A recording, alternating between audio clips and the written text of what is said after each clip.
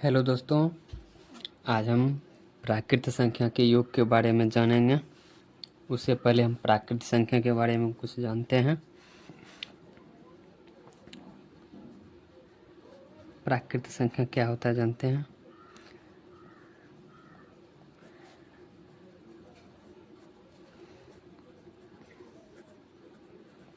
Natural number. गिनती की संख्या को प्राकृत संख्या कहते हैं। यदि भाषा में बात करें तो लिखेंगे तो गिनती की संख्या को प्राकृत संख्या कहते हैं, या गिनती जैसे हम लिखते हैं उसे भी लिख सकते हैं। लिख देता हूँ, गिनती की संख्या को प्राकृत संख्या कहते हैं।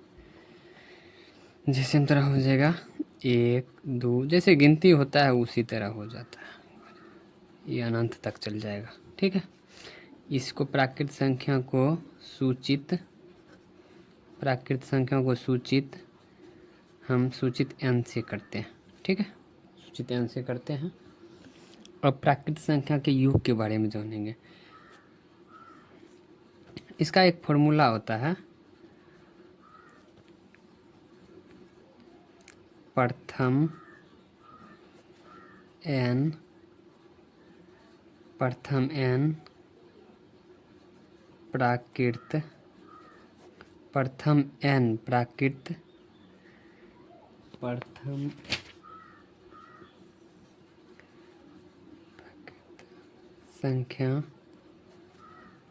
प्राकृत संख्या का योग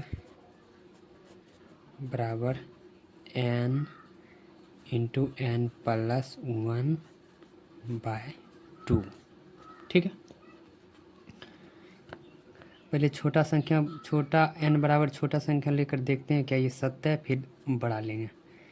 एग्जाम्पल 1 2 3 4 5 पर लिख देंगे। ये प्राकृत संख्या है तो n बराबर ये जितना संख्या है क्या वो n होगा। जैसे 1 2 3 4 5, तो n बराबर हमको हो जाएगा 5। n बराबर 5 हो जाएगा। तो योग बराबर क्या होगा? योग बराबर फॉर्मूला होगा, ये योग का फॉर्मूला है, तो योग बराबर हो जाएगा n into n plus 1/2। n की जगह जो n है उसको लिख देते हैं, n की जगह 5 है तो 5 प्लस 1/2 बराबर क्या हो जाएगा 5 6/2। ये 6 को 2 से काटेंगे तो 3 बार में कट जाएगा, बराबर 15। योग बराबर 15 हमको हो गया, यही आंसर होगा। अब ये इसको जोड़ कर देखते हैं क्या 15 वाकई में होता है। देखिए 3 1 2 3 3 3 6 6 4 10 5 15, कहने का मतलब क्या, इसका योग भी 15 होता है, अर्थात यह फॉर्मूला सत्य है। अब हम बड़ा संख्या पर भी कर देंगे तो कोई दिक्कत नहीं है। इसका क्वेश्चन इस तरह से आएगा, अगर एग्जाम में आएगा तब 1 से 20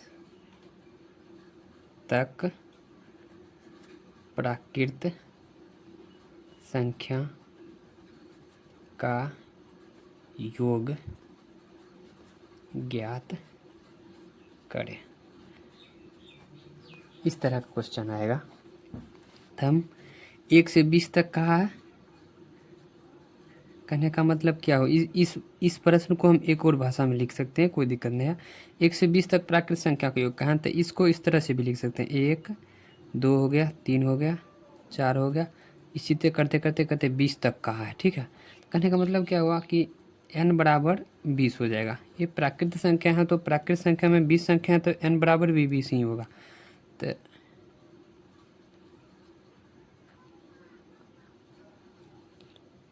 n बराबर 20 होगा। सॉरी दोस्तों, बैटरी डिस्चार्ज हो रहा है इसलिए लाइट चला गया है। n बराबर 20 हो गया, तो योग बराबर फॉर्मूला बैठा देते हैं, योग बराबर n इंटू n प्लस 1/2। अभी दोस्तों हम सीख रहे हैं इसलिए बार बार फार्मूला लिख रहे हैं। यदि अगर सीख लिया है तो फार्मूला बैठाने कोई ज़रूरी नहीं है, डायरेक्ट हल कर सकते हैं। ठीक है, 20 हो गया, 20 प्लस 1/2। इसे दिखाई दे रहा होगा, कोई दिक्कत नहीं होगा। 20 21/2। इसको काटेंगे 2 से तो 10 बार में हो जाएगा, 21 दहें 210। ये हमारा आंसर होगा। आशा करता हूँ दोस्तों कि समझ में आया होगा।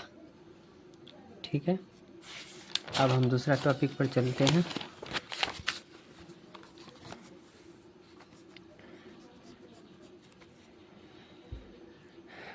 दूसरा टॉपिक है प्रथम n विषम प्राकृत संख्याओं का योग। प्रथम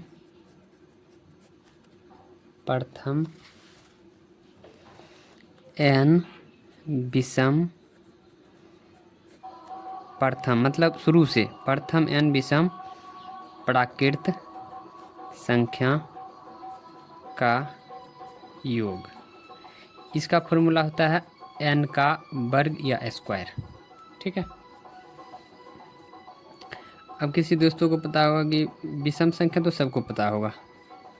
यदि अपना भाषा में बात करें तो जो जैसे जिसका मतलब वह संख्या जिसका जोड़ा ना लग सके वही विषम संख्या है। जैसे 5 का जोड़ा लगाएंगे तो 2 जोड़ा लग जाएगा, 4 तक हो जाएगा, पर 1 शेष बच जाएगा। या जिसको 2 से भाग देने पर शेष बच जाए, 1 शेष बच जाएगा। ठीक है, उसी को विषम संख्या कहते हैं।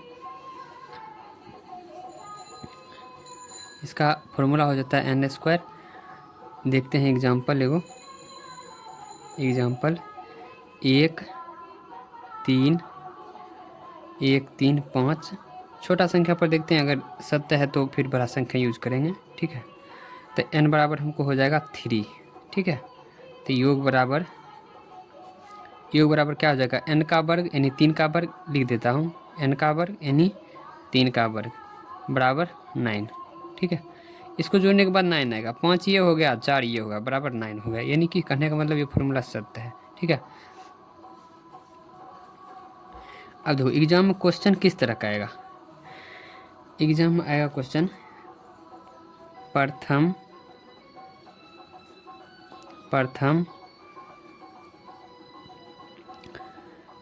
10 विषम प्राकृत संख्या का योग बराबर व्हाट, इस तरह का आएगा।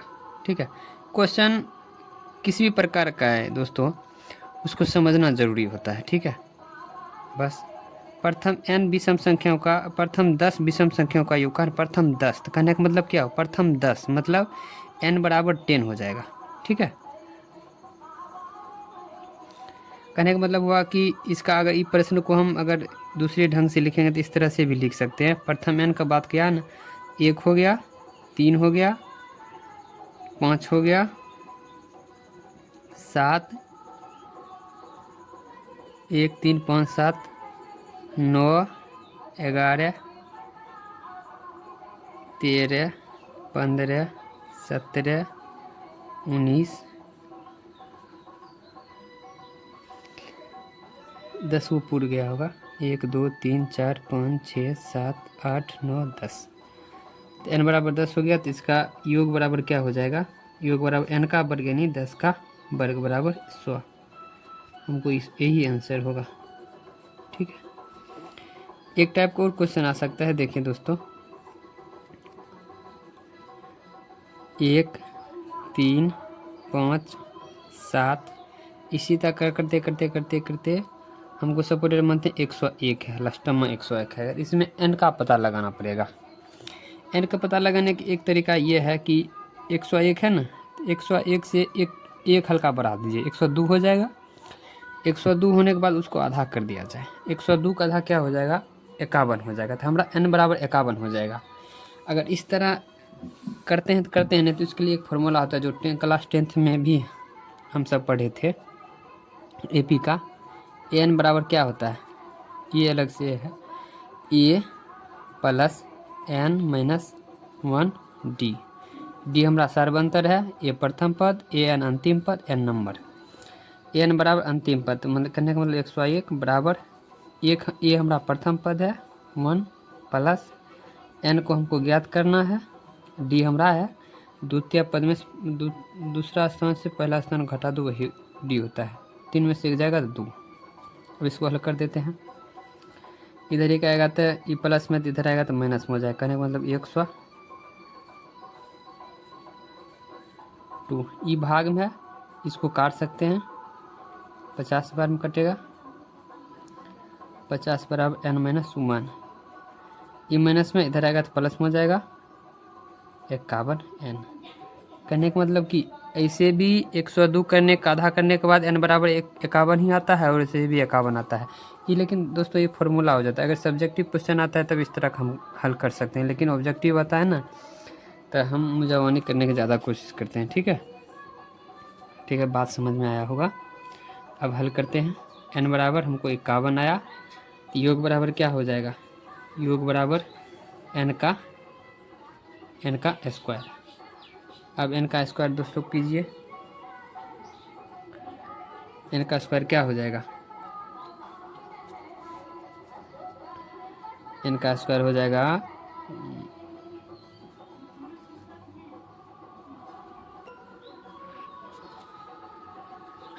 ये हो जाएगा 2601, यही हमारा आंसर हो जाएगा। कहने का मतलब कि प्रथम 101 विषम प्राकृत संख्या का योग 2601 हुआ, यही आंसर होगा। दोस्तों कोशिश करता हूँ बात समझ में आया होगा दोनों। देखिए दोस्तों गणित है ना रिवीजन का विषय है, ठीक है, यदि रिवीजन नहीं करते रहेंगे तो ये सब भूल जाएंगे। अगर ये कॉन्सेप्ट समझ में आया हो तो चैनल को सब्सक्राइब करें, लाइक करें, अगर किसी तरह की त्रुटि लग रहा हो तो कमेंट करें और बताएं। Thank you.